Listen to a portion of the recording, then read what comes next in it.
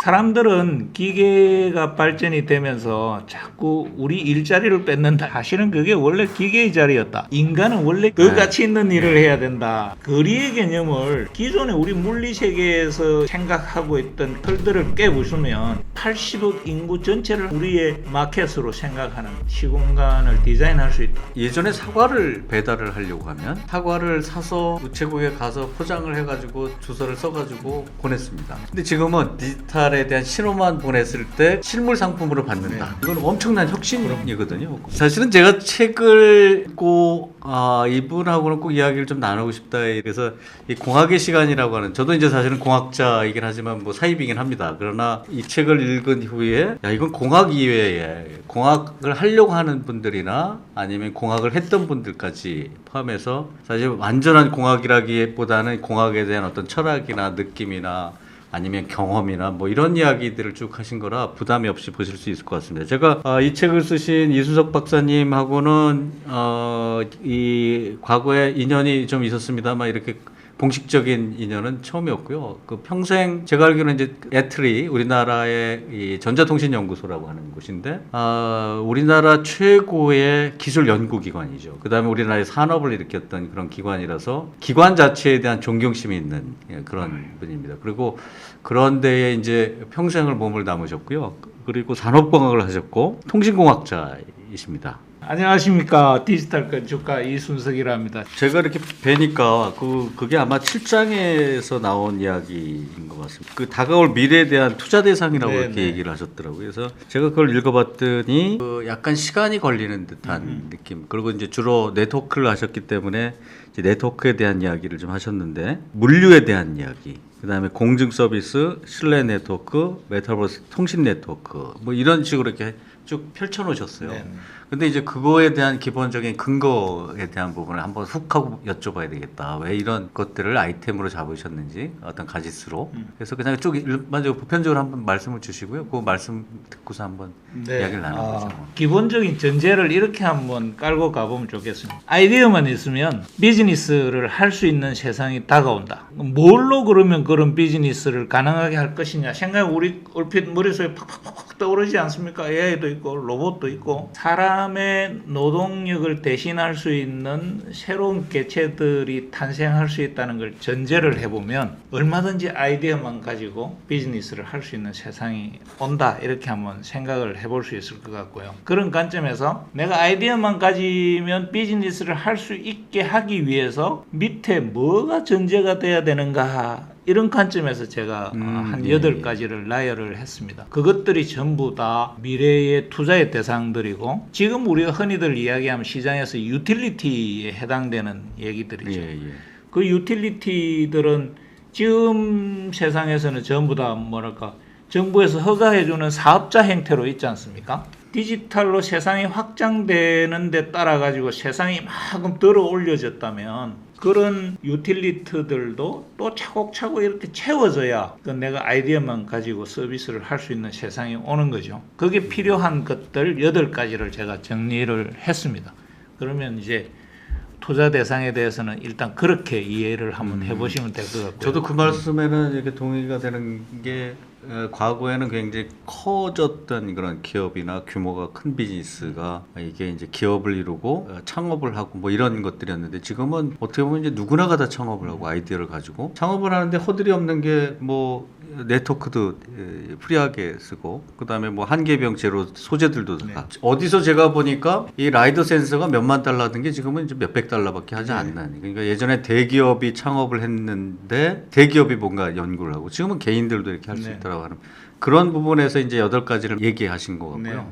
거기에 이제 인공지능 얘기가 있어서 그 인공지능 투자에 대한 부분이 그 버틀러 서비스의 어떤 그 집사 서비스 집에서 뭔가 이렇게 노동을 대신해주고 알려주고 그게 최근에 제가 CES를 갔더니 삼성에서 집사 서비스를 로봇을 했더라고요. 근데 이게 보면 이 손 안 대고 코 푸는 거잖아요. 사람들의 어떤 귀차니즘을 해결해주고 근데 그건 좋은데 그런 인공지능 서비스에 대해서 어떤 때 보면 이렇게 약간 섬뜩한 듯한 느낌이 나죠. 아직 친화적이지 못하다. 이런 부분에 대해서는 인공지능이 있는 나라와 없는 나라, 있는 기업과 없는 기업으로 나눠진대. 이건 제 얘기가 아니라 이제 손정희 회장의 얘기시더라고요. 그래서 우리나라 인공지능 서비스를 뭐 어떻게 생각하시는지, 아니면 뭐 과연 이것이 인간 친화적으로 변할 것인가에 대한 부분도 좀 궁금하기도 하고요. 예, 뭐 인공지능을 이야기를 하면 제가 이제 기술 철학을 세우신 심홍동을 이제 얘기를 할 수밖에 없을 것 같아요. 예. 심홍동이 이제 책 속에 제 머리를 찢어 놓는 한 문구가 있습니다. 사람들은 기계가 발전이 되면서 자꾸 우리 일자리를 뺏는다 이렇게 이야기를 하는데 사실은 그게 원래 기계의 자리였다 이런 얘기를 하죠. 그 얘기를 거꾸로 해석을 하면 인간은 원래 기계적인 일을 하는 대상이 아니다는 거예요. 그렇죠, 그렇죠. 더 가치 있는 일을 해야 된다는 존재로 이렇게 한번 해석을 해볼 수 있을 것 같습니다. 그렇게 생각을 하면 우리가 세상을 밑에 우리 인간 세상 밑에 우리 일을 도와주는 하부의 청의를 디자인할 때 우리를 위협하지 않는 방향의 전제를 잘 디자인하면 되는 거죠. 사실은 그게 확신이 잘 안 설지 모르지만 실제 우리가 그렇게 다 디자인을 하고 있습니다. 원리와 원칙만 주고 그 원리와 원칙 내에서 자치적으로 돌아갈 수 있게 하는 게 사실은 자율 시스템입니다. 자율 시스템이 자기 마음대로 하는 게 아니라 우리 인간이 정해진 원리와 원칙 하에서 테두리 안에서 돌아가는 게 자율이라는 거예요. 그런 식으로 계속 밑으로 내려가면서 하위 청의를 디자인해 갈 수 있습니다. 그런 관점에서 이제 최 교수님 오래 하시는 거는 저도 이해를 하지만 충분히 통제될 수 있다 생각을 합니다. 책 내용 중에도 그런 말씀을 쓰신 게 있더라고요. 1700년대에는 가사노동의 뭐 시간이 한 7, 80시간 됐는데 그 다음에 1900년대 들어오니까 한 18시간으로 줄었다. 근데 그 줄은 그 나머지 시간이 어떻게 보면 창의와 뭐 어떤 혁신과 뭐 이 사람들의 이런 능력으로 많이, 사실 어떻게 보면 자율주행 자동차가 생기고 로봇이 생기고 하면 더 많은 사람들의 여유가 생기잖아요. 저도 어디서 본 이야기 중에 이 창의와 창조에 대한 부분은 쉬고 노는 사람들이 더 많더라, 이런 이거 어떤 그걸 했는데, 그러면 지금 박사님의 그 책 내용이라고 하면 사실은 사람들의 이 창의와 새로운 혁신 이런 것들은 정말 기하급수적으로 늘어나야 되잖아요. 네. 근데 최근에 보면 그게 실감이 가는 느낌인데 그런 말씀을 쓰신 거 맞죠? 네네. 그 스케일 책을 혹시 보셨습니까? 제프리 웨스턴 박사가 쓴 예. 스케일 책에 보면 도시의 인구가 2배 증가할 때마다 도시를 지탱하는 시스템들은 효율이 15% 정도 증가해서 비용이 15% 정도 줄고 무형의 어떤 가치들은 15% 증가한다, 이런 것들을 통계적으로 쭉 추적을 해놓은 내용이 있습니다. 그런 걸 보면 사람들이 여가 시간을 이용해서 부딪히는 빈도수가 많으면 많을수록 새로운 가치들이 계속적으로 생산된다. 그게 끝이 없다는, 우리 그 왜 경제학자들이 이야기하는 수학 최정의 법칙이 예, 적용되는 예. 세상이 온다. 그걸 그런 식으로 해석을 충분히 할 수 있을 것 같습니다. 저는 그 자율주행 자동차가 생기면 미국에서 그 통계적으로 보면 1시간 반 정도를 출퇴근을 하는데 그 핸들에서 손을 놓는 순간 사람들이 무엇을 하는가 라고 하는 부분을 어디 본 적이 있습니다. 그러면 사람들이 거기서 영화를 보고 음악을 듣고 뭐 어떤 사람은 밥을 먹고 잠을 자는 사람들도 있고, 그래서 잉여에 대한 그 디지털 콘텐츠에 대한 소비만 50억 달러가 생긴대요. 그게 한 10억 시간 정도가 절약이 된다고 하는데, 그러니까 이 잉여라고 하는 것에 대한 부분죠. 그래서 요즘 게으른 친구들을 보면 저 친구가 천재인가 바본가 막 이렇게 따지고 있습니다. 웃자고 드린 말씀이고요. 이 또 다른 말씀 중에 거기 그 투자의 대상 7장에 이런 얘기가 나와 있었습니다. 우리나라가 세계 경제의 2% 이상을 넘을 수 있느냐. 근데 우리나라는 그 어떻게 보면 세계 경제의 10위권 왔다 갔다 하는 국가잖아요. 근데 세계 경제의 2%를 채우지 못했나 보죠. 네, 아직도 못 넘었습니다. 아. 그 GDP 대비 보시면 아마 대략 1.96%에서 1.98% 이게 요 정도 위에 있는 국가들이 그걸 엄청나게 다 독식을 하고 이게 있죠. 빈익빈 부익 예.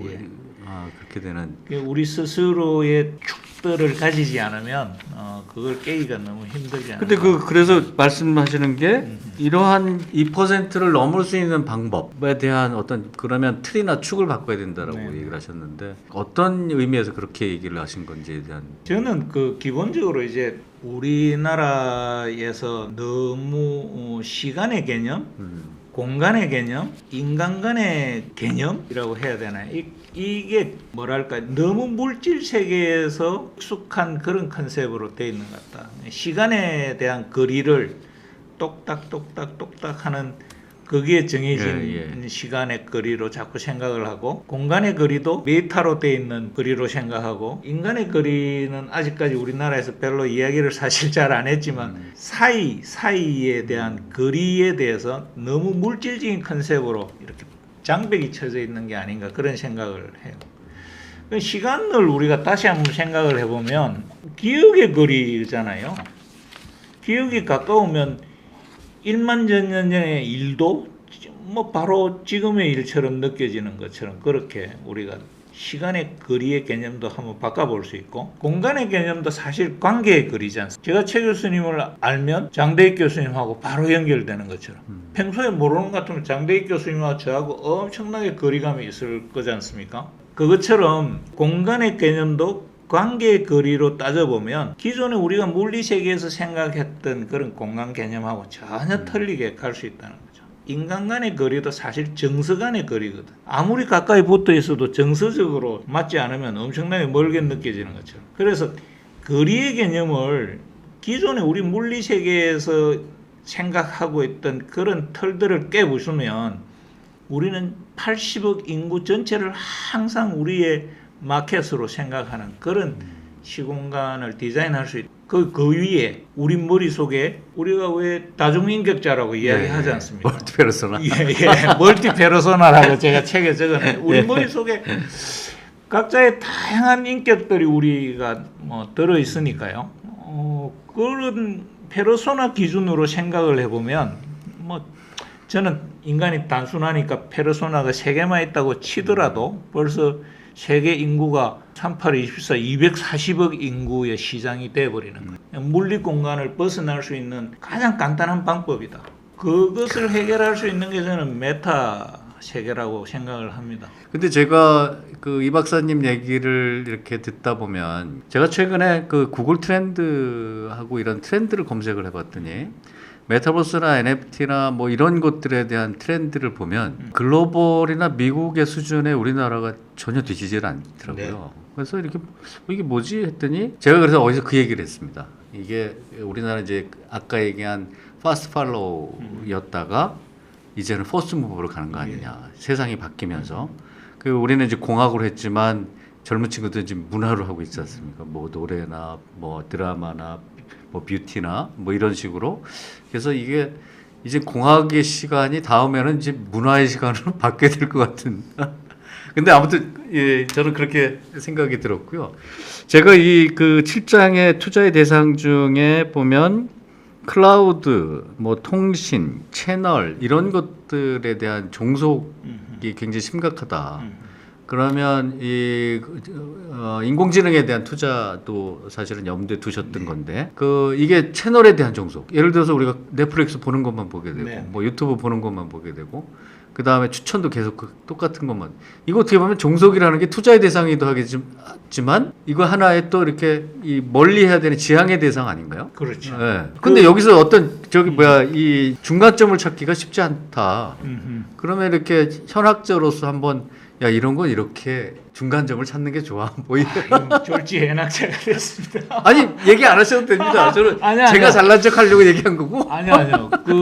제가 사실은 종속화시키는 거는 락인 팔리시를 많이 쓰는 게 지금 물리 세계에서 기업들이 쓰는 비즈니스 전략. 저는 우리나라같이 부존 자원이 부족한 나라에서 서양의 그런 방식을 쓰는 것이 우리가 성산이 있는가? 이렇게 거꾸로 한번 질문을 던져봅니다. 그래서 거꾸로 종속성을 회피하는 쪽으로 오히려 비즈니스를 풀어가는 것이 우리한테 기회의 창이 열릴 것이다. 이렇게 한번 생각을 해보는 거죠.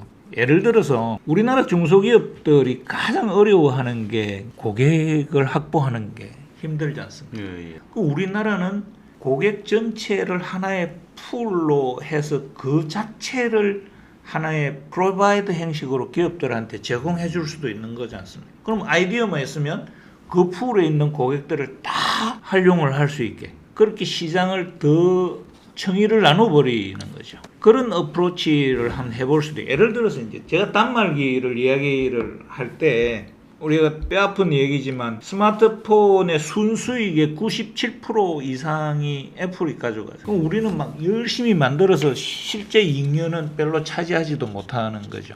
제가 이제 뭐 이게 답이 아니라 그렇다면 단말기의 비종속적인 환경을 아예 만들어버리죠. 클라우드의 비종속적인 환경을 만들어버리죠. 뭐 이 얘기는 클라우드 A라는 클라우드 회사에 나의 데이터를 쓰고 있다가 B라는 회사로 넘어갈 때 바로 이렇게 넘길 수 있도록 그런 정책을 우리가 먼저 한번 시행을 해보면 어떨까?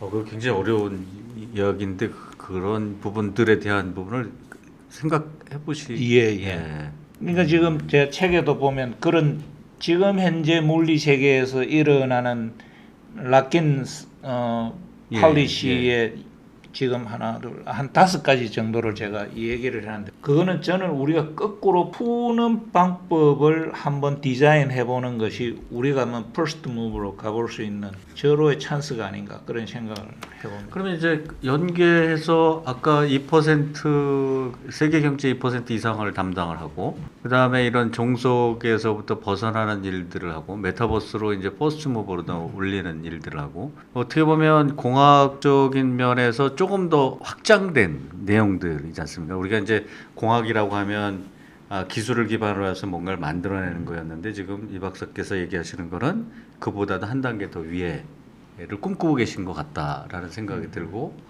거기에 보면 이런 것들에 대한 종속을 벗어나기 위해서 이제 데이터 이야기를 하셨어요. 근데 그 데이터가 유럽처럼 뭐 연대를 하거나 중국처럼 로컬에 담아두거나 우리나라는 그러지도 못하고 있는 입장이고 예를 들어서 뭐 페이스북에 내 인성 데이터가 다 들어오고 제 커머스 데이터가 아마존에 다 들어가 있고 뭐 어떻게 보면 검색 데이터가 다 제 취미가 다 구글이 가지고 있는 거고 그럼 이런 부분을 사실은 벗어날 수 있는 게 맞냐 이 생각이 좀 다를 수 있겠는데 이미 지역주의는 없어졌다. 그러면 국가의 애국심보다는 그냥 좋은 상품과 좋은 서비스를 쓰는 게 맞지 않냐. 그러면 지금 굉장히 걱정하시는 부분하고 제 생각하고는 약간 좀 다른 듯한 느낌인데 어떻게 생각하세요? 그 데이터에 대한 종속에 대한 부분. 네. 지금 그 교수님 정말 중요한 문제를 짚어주신 것 같습니다. 그 사실 데이터 지역주의하고 중국을 중심으로 하는 데이터 지역주의하고 미국을 중심으로 하는 데이터 자유무역주의는 단순히 데이터의 문제가 아니라 지금 새로운 무역 규범이라고 저는 생각을 합니다. 그게 첨예하게 대립이 되면 지구촌 전체 불행이죠, 사실은. 저는 거기에 우리의 기회가 있다고 생각을 합니다. 둘 다를 만족시킬 수 있는 방안. 그 중에 하나가 이제 제가 신뢰 뿌리 네트워크라는 그 내용 중에 시공간의 분리라는 얘기를 하고 있습니다. 시공간의 분리가 뭐냐면 사적인 데이터를 만들어내는 시공간, 그러니까 공적인 데이터를 만들어내는 시공간을 분리해서 기술적으로 관리를 할 수 있다. 그거는 이제 엔지니어들한테 해결을 해라 하면 할 수 있습니다. 그러니까 사적 데이터와 공적 데이터를 분리를 하면 공적 데이터는 자유주의, 데이터 자유주의를 만족시키는 쪽으로 갈 수 있는 거죠. 그러니까 사적 데이터는 데이터 지역주의를 만족시킬 수 있는 거죠. 그래서 그걸 전제로 해야 제가 아까 말씀드린 바틀러 서비스가 사실은 의미가 있다는 거죠. 집사 서비스가 의미가 있으려 그러면 철저하게 비밀이 유지가 될 수 있어야 집사 서비스라는 게 성립을 합니다. 사실은 비밀을 유지하지 못하는 집사는 떠나야 되는 이제 그런 원칙을 생각을 해보면 데이터의 사적 데이터와 공적 데이터를 나누는 것이 기본적으로 전제가 돼야 되고 그렇게 해서 데이터 지역주의와 데이터 자유주의를 동시에 만족시키면서 로컬에서 개인 맞춤 서비스를 한다면 우리한테 분명히 기회가 있잖아. 세계의 저개발국이나 중진국도 자기들의 개성끝 있는 서비스를 또 독자적으로 해갈 수 있고 그게 지구촌 전체에 아름다운 결과를 낳는 게 아닌가. 그럼 결국은 그 2%를 올리기 위한 우리가 어떤 투자 대상으로 보게 되면 데이터에 대한 기반으로 하는 것이 맞다라고 하는 말씀으로 이렇게 이해하면 데이터를 저는 데이터 중립을 말씀을 드렸는데 책에 데이터를 특정 기업이 소유하는 것도 문제고 개인이 가지고 있는 것도 사실 문제거든요. 개인이 어떻게 그 데이터를 다 관리를 하겠습니까? 공적 데이터 같은 거나 내 프라이버시 정보이지만 사고 팔 용의가 있는 데이터에 대해서는 중립적으로 관리가 돼서 조건만 맞으면 얼마든지 데이터를 활용할 수 있는 그런 체계가 필요하다. 데이터 중립주의. 그걸 제가 공정 서비스 네트워크이라는 이름으로 제가 정리를 해뒀었는데요. 그렇게 새로운 생태계를 우리나라이기 때문에 그런 디자인을 한번 해볼 수 있는 기회가 아닌가. IT적으로 상당히 수준이 높게 가 있고 IT적으로는 상당히 선도적인 일들을 많이 했기 때문에 지금 미국과 중국이 저렇게 대척점에 서가지고 저렇게 일을 벌릴 줄 누가 꿈에도 생각했겠습니까? 그러니까 우리나라가 적어도 IT나 모바일 쪽의 리더십은 세계적으로 어느 정도 인정을 하고 있기 때문에 데이터 시대로 가는 데 있어서 생태계 전체에 대해서 디자인을 한번 해서 글로벌 리더십을 한번 확보해보는 것도 좋을 것 같다. 결국 디자인을 또 얘기하시는 거죠. 디지털 디자인.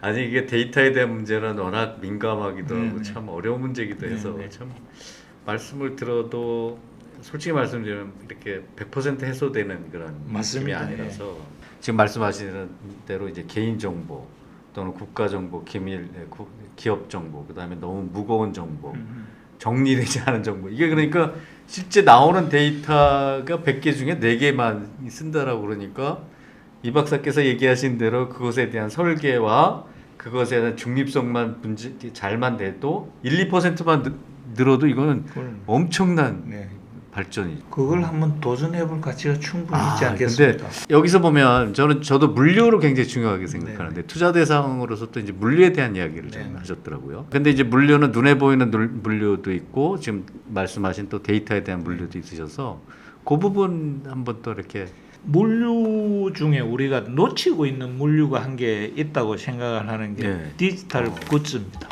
그 예전에 우리 물질 세계 중심에서는 디지털 굿즈라는 컨셉이 사실은 없지 않습니까? 그것도 엄연히 프로덕트고 인터넷상에서 보면 일반 데이터하고는 좀 틀리죠. 헤비한 그것도 엄연히 디지털 굿즈고 물류의 소포의 대상인데 사실은 그렇죠. 소포의 대상인데 우리는 통신망에 그냥 흘려버리고 있는 그것 때문에 지금 갈등이 생기고 있지 않습니까? 디지털 굿즈라고 하면 좀 구체적으로 어떤 콘텐츠 넷플릭스 콘텐츠가 디지털 굿즈죠. 그래서 지금 우리 국회에서도 지금 뭐 망사용료 문제 때문에 지금 첨예하지 않습니까? 그 과방위에서 디지털 굿즈에 대한 걸 새로운 모델로 한번 정의를 해서 디지털 굿즈는 소포라는 컨셉으로 차징을 따르게 하는 그런 걸 한번 그러면 이게 또 세금 문제도 들어가고 이게 복잡하지 않나요? 뭐 어차피 지금 프랑스에서 뭐 인터넷 텍스 일단 만들었지 않습니까? 그게 저는 지금 세상이 우리가 익숙한 세상에서 만들어진 수많은 개념들을 싸고 있는 컨테이너들이 지금 막 이렇게 해체되는 시간이라고 생각을 해요. 그 컨테이너들이 해체되면서 어떤 것들을 유발하느냐 하면 기존에 익숙한 상황들이 전혀 다른 상황들을 지금 맞이하고 있는 거죠. 너무 혼란스러움. 근데 이 혼란스러움을 우리나라가 그런 혼란스러움을 IT가 발전하면서 가장 먼저 접하고 있는 나라가 아닌가. 그 혼란을 빠르게 수습하는 것 자체가 리더십을 확보할 수 있는 길이 아닌가 그런 생각을 해봅니다. 제가 그 디지털 굿즈에 대한 그 첨언을 좀 이렇게 드리면 지금 말씀하신 디지털 상품들뿐만이 아니라 데이터에 대한 어떤 그 가치 이런 것도 있는데 저는 이제 카카오에서 뭘 봤냐면 정말 놀라웠던 게 뭐냐면요. 제가 예전에 사과를 배달을 하려고 하면 사과를 사서 우체국에 가서 포장을 해가지고 주소를 써가지고 보냈습니다. 네. 근데 지금은 그 디지털 굿즈 하나의 예로 그냥 이 카드만 보내면 거기다 본인이 써넣어서 물건이 배달된다는 네, 거죠. 네. 이게 그냥 단순한 거라고 생각하지만 이건 엄청난 혁신이거든요. 제가 그 싸가지고 가서 물건을 보내는 게 아니라 바로 그냥 예, 예. 하나의 디지털에 대한 신호만 보냈을 때 그것이 실물 상품으로 받는다. 네, 네. 이게 하나의 어떻게 보면 대단한 혁신인데 그 시장이 처음에 없었던 게 지금 뭐 몇 조씩 되는 그럼요. 시장이다 보니까 지금 말씀하시는 그러한 데이터에 대한 흐름뿐만이 아니라 그것이 실물 상품과 연계된다고 하면 정말 혁신의 혁신을 이루는 거죠. 물론 그것이 과거에는 혁신이었지만 지금은 그냥 일반화됐죠. 네, 예, 그 뭐 좋은 일입니다. 원래 기술에 어떤 힘을 입고 있다. 이러면 그 기술은 성공한 기술이 아니라고. 알겠습니다. 근데 좀 다른 얘기를 좀 드리면 하나는 뭐냐면 우리나라를 세운 거는 공학이었다. 그래서 공학에 대한 이 철저한 신뢰가 있었고 저희는 공학을 하는 게 당연하다고 봤고요. 그거에 대한 긍지도 있는데 최근에는 이제 공학에 대한 인기가 많이 사라졌습니다. 그래서 어려운 것도 하기 좀 어려워하고 그런데 다행히 학생들이 굉장히 댄스도 잘하고 노래도 잘하고 연극도 잘하고 그래서 이게 또 다른 축으로 아주 짧은 시간에 트랜짓을 하다 보니까 저희 같은 사람이 헷갈리는 거죠. 근데 아직도 저는 공학에 대해서 강조를 하고 싶다. 왜? 말씀하신 대로 뭔가 세우는 거니까. 그래서 공학에 대해서 좀 강조를 좀 한마디. 젊은 친구들의 문화 쪽에 아주 영향을 말씀을 하셔서 방식 대표님 하신 말씀이 생각이 나요. 제가 사실은 방식 대표님 말씀 때문에 인간의 거리에 대해서 정의를 다시 한번 해봤던 적이 있습니다. 방식 대표 무슨 얘기를 했냐면 우리가 뭐 믿든 안 믿든 우리 역사가 1만 년이 넘는다니까 우리나라가 인류 역사상 1만 년이라는 거는 되게 깊숙한 데까지 들어가는 거다. 그러면 네. 전 세계의 인구들의 자기도 모르는 정서 속에 공감대를 이루는 부분이 상당히 많을 것이다. 우리나라 사람들하고. 자기는 그 정서의 공감대를 파고드는 전략을 쓰고 있다. 이런 말씀을 하신 적이 있어요. 그 BTS 친구들한테 뭐 댄스만 열심히 기교적으로 열심히 하게 하고 그런 것만 하고 있지 않지 않습니까? 사실은 BTS를 중심으로 하는 문화의 생태계를 디자인해서 그 문화의 생태계를 디자인하고 실제 워킹하게 하는 것들은 엄격하게 이야기하면 공학의 역할들입니다. 그래서 제가 공학을 너무 자꾸 쫓겨보지 말자는 이유가 그거고요. 문화산업도 우리가 정말 주도권을 잡아야 되는 부분이기 때문에 그 문화산업이 제대로 산업으로 정착이 되려 그러면 문화산업 생태계를 디자인할 수 있어야 돼. 판짜기를 할 수 있어야 된다는 거죠. 그 판짜기를 한 거에 정말 그게 나이스하게 워킹을 하려 그러면 개체들부터 해서 프로세스 전체 디자인을 잘 해야 되지 않습니까? 좀 공학의 대상들이지 않습니까? 책 내용에 보니까 인공지능을 이기는 방법에 대한 이야기를 좀 하신 것 같아요. 저는 그거에 대한 거를 굉장히 동감을 하는 게 똑같이 하지 마라. 그리고 우리가 파스트 팔로워일 때 1등을 어떻게든 이기면은 뭐 돈을 태우든 시간을 들이든 뭐 정말 피 터지는 경쟁에서 1등이잖아요. 그러니까 야 방향을 바꾸면 처음부터 1등 아니야. 아주 흔한 얘기인데. 그래서 다름에 대한 이야기를 이렇게 딱 하셔가지고 이게 AI를 이길 수 있는 뭔가 길인가 보다 이렇게 생각을 했는데 그 표현을 그렇게 하셨어요. 예. 우리 자신을 이렇게 한번 돌아보면 말하는 순간에도 계속 다른 생각을 하면서 말을 하고 있다. AI 이거 아직 못 쫓아오죠. 제가 네트워크라는 용어를 쓰고 있는 게 제 머릿속에는 네트워크 이꼬르 3개입니다. 3개. 네트워크의 기본적인 요소가 그렇게 망상의 구조이기 때문에 3개가 그렇게 네트워크로 표현을 쓰고 있는 거고요. 그러니까 우리를 정의를 할 때 우리를 이루는 물질만 가지고 나를 정의할 수 있느냐? 나를 정의를 다 못하지 않습니까? 그 철학자 그 화이트헤트라는 철학자가 전체라는 걸 이렇게 정의하고 있었습니다. 철학자들 말씀들이 너무 아름답습니다. 전체라는 거는 전체를 구성하는 요소들을 부드럽게 감싸는 축척 가운데서 떠오르는 것이 전체다. 우리의 물질로는 돈이 160매던인가 뭐 그렇다면서요. 우리 사람을 분해를 하면요. 예. 근데 그렇게 환원할 수 없는 그 뭔가가 있다는 거죠. 그 축척의 의미 속에 저는 그 요소들이 느끼는 절규들의 연민이 그 다 포함돼서 조절되고 조율돼 가지고 우리를 표현한다 이렇게 생각을 한번 해볼 수 있을 것 같아요. 인공지능 그 못 따라. 제가 마지막으로 그걸 좀 여쭤보려고 그래요. 그 새통사? 네. 새로운 통찰을 모색하는 사람들? 뭐 이게 뭡니까? 거기 운영을 하시고 계시던데. 예, 제가 그 8년째 하고 있네요. 8년째 하고 있는데 여러 도메인에 계신 분들을 모셔서 서로의 시각을 교환하는 장입니다. 그러니까 거기는 공학하시는 분뿐만이 아니라 다른 분들도. 예. 예. 일반 대전 시민들도 예. 계시고, 예.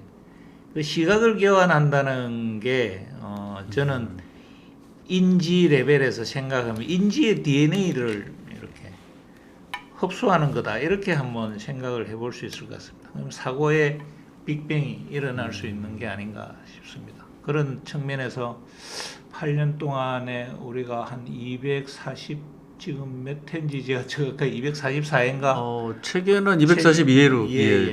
나오고 있더라고요. 그럼 한 240명의 우주를 만난 셈이죠. 지금 각각을 우주로 표현하시죠. 예. 한 사람이 우주지 않습니까? 아유, 감사합니다. 어떻게 보면은 분야가 다른 분들을 뵀을 때 어떻게 저런 생각을 하고 계시지? 아까 말씀하신 다름, 뭐 think different뿐만 아니라 그런 행동에 대한 다름. 정말 오늘 여러 가지로 제가 너무 많이 배운 것 같습니다. 이거 공짜로 이렇게 공짜로 이렇게 제가 너무 많이. 공짜예요? 근데 이런 말씀을 좀 드리고 싶어요. 제러드 다이아몬드 그 유명하신 인류학자가 안나 까레니나 법칙이라는 걸 말씀을 하신 적이 있어요. 그 톨스토이의 안나 까레니나 책을 보고 나름대로 법칙을 하나 만든 거죠. 세상에 잘 나가는 집은 공통된 뭔가가 하나 있다. 그 잘 못 나가는 집은 이유도 수없이 많다. 그렇죠. 그게 사실 책의 내용을 보고 하는 얘기죠. 근데 그 이제 제러드 다이아몬드가 안나 까레니나 법칙으로 이제 정의를 이렇게 했습니다. 뭔가 잘 나가려 그러면 모든 조건이 충족이 돼야 잘 나갈 수 있다. 네. 그 의미심장한 얘기입니다. 근데 이제 그 모든 조건을 어떻게 충족시킬 것이냐, 현상 하나하나에 맞대응할 것이냐, 아까 말씀드린 구조와 작동으로 모든 현상을 커버할 것이냐, 이런 접근 방법론의 차이가 있다는 겁니다. 그래서 제가 이제 말씀드리고 싶은 거는 잘 나가는 나라든 잘 나가는 기업이든 잘 나가는 개인들은 공통점이 하나 있다. 그게 뭐냐? 공학적 사유, 공학적 접근 방법. 그 내용을 공학의 시간에 한번 담아봤습니다. 여러분 지금 이제 공학의 시간에 대한 책 이야기를 나누고 우리 이순석 박사님이 평생 공학을 해오신 분이기 때문에 그러한 내용 구체적인 디테일뿐만이 아니라 본인이 겪으신 어떤 경험, 철학, 원칙 이런 것들에 대한 이야기들을 쭉 해오신 것 같습니다. 어떻게 보면 시대가 많이 변해서 우리가 공학 위주의 시대에서부터 바뀌어나가긴 하지만 사실은 그 기반이 우리는 공학이었습니다. 그리고 공학을 말씀을 해주시는데 우리가 생각하는 공학뿐만이 아니라 뭐 정말 사회공학, 정치공학, 문화공학 해서 여러 가지 틀 안에서의 공학을 이야기를 하셔서 저는 오늘 정말 새롭게 배운 또 공학의 시간이었던 것 같습니다. 정말 오늘 초대 응해 주셔서 너무 감사하고요. 오늘 너무 많이 배웠습니다. 감사합니다. 아이고, 오늘 뭐 티타임에 초대해 주셔서 저 개인적으로 너무 큰 영광이고 좋은 시간 보내주셨습니다. 오늘 또 5분의 우주를 만나 뵙고 가서 무한한 영광입니다. 여러분 그럼 다음 주에 뵙겠습니다. 감사합니다.